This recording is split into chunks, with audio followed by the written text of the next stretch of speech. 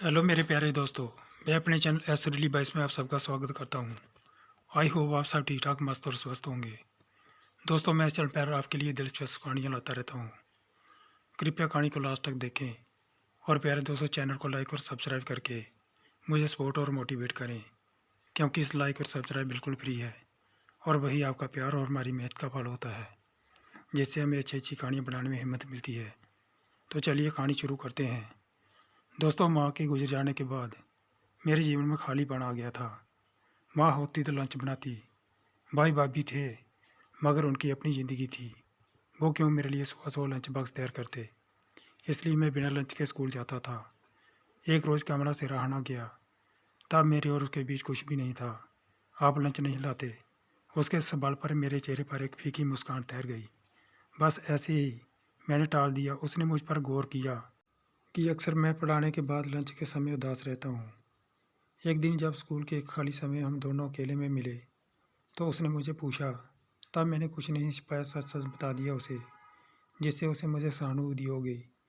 अब जब भी लंच लाती तो उसमें 2 रोटी मेरे लिए भी ले आती थी। एक आध रोज़ तो ठीक था, पर रोज़ रोज़ लंच करना मुझे ठीक ना लगा।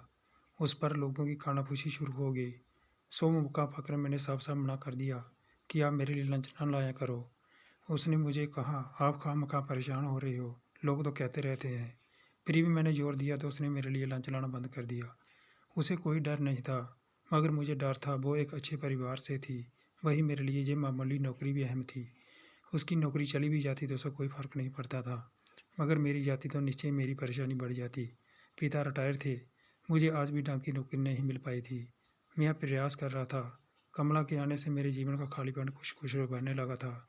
मुझे स्कूल में उसका इंतज़ार रहता। एक दिन ना आती तो सारा दिन खाली खाली सा लगता। इसके बावजूद भी मैंने आज तक उसे अपने मन की बात नहीं कही। समझनों को दोनों समझते थे, मगर पहल कौन करे। स्कूल का वार्षिक प्रोग्राम था। प्रोग्राम शहर के एक ऑडिटोरियम में रखा गया था। रात 10 बजे जब लौटने का टाइम हुआ, तब स्कूल के एक वरिष्ठ टीचर ने कमला को सही सलामत घर पहुंचाने की मुझे जिम्मेदारी दे दी। पहली बार मुझे कमला के करीब आने का मौका मिला था। मैं असहज था। कुछ ऐसी स्थिति उसकी भी थी।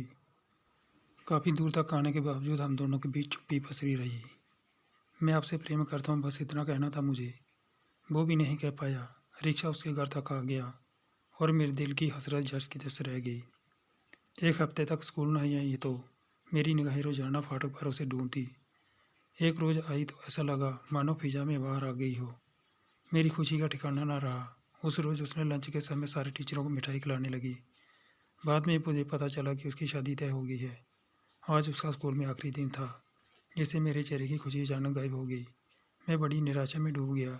स्कूल से छुट्टी के बाद आज दोनों रोजाना से भरे एक साथ चले, बेखौफ कि लोग क्या कहेंगे। आज मेरा हमनसीब हमेशा में शगले बिछने लगा था, इसलिए मैं उसे भरपूर देख लेना चाहता था। उसके करीबीपन को जी लेना चाहता था। कमला ने कहा, मुझे माफ़ कर देना। कमला का सिर टूटा हुआ था।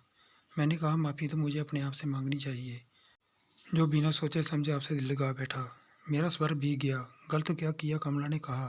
क्यों नहीं गलत किया, ये जानते हुए कि हम दोनों नदी के उस किनारे की तरह हैं जो कभी नहीं मिलते। क्या ये ज़रूरी है कि जो सोचा जाए वो हो ही जाए?